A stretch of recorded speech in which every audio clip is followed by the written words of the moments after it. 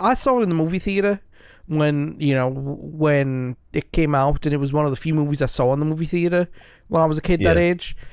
Because I was playing soccer all the time, and I didn't have time for movies. It was always playing, always playing, always playing, and Yeah. got with a different group of friends for this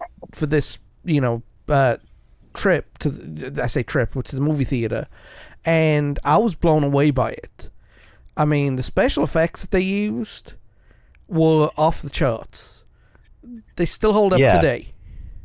Not just they still hold up, but I'd argue that they're better than some special effects you see in movies today. Yeah. Yeah. Definitely. I actually inspected it. Some of the more crazier ones, and found that it appears to be a combination of two or three different things they're doing to achieve some of those special effects. So they're using computers, but they're also using claymation, and they're also using photography, or photo, not Photoshop, but trick photography, Yeah. like they were at the time.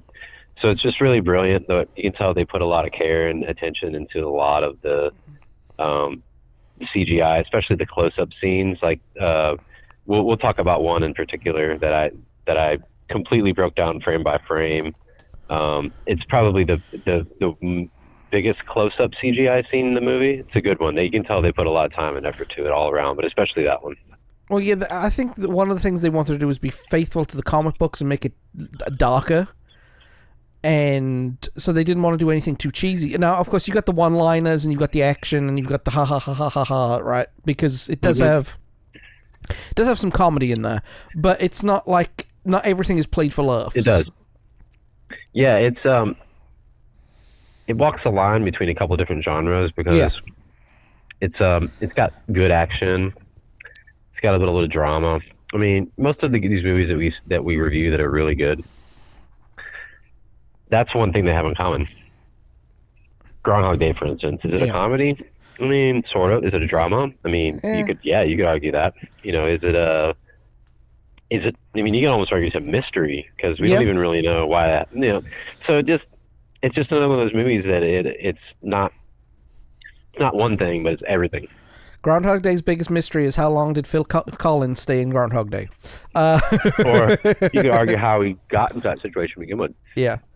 Sorry, I mean, dehydrated Skittles. it's okay. I just got the water here. But no, it's a real. I'd go so far as to say it's a cinematic masterpiece. It's a cinematic masterpiece that caters to mainstream moviegoers. If that makes sense. Because there are a few movies out there that try to do the cinema thing, and it doesn't really register with the public, the masses at large. But this did. Yeah, it's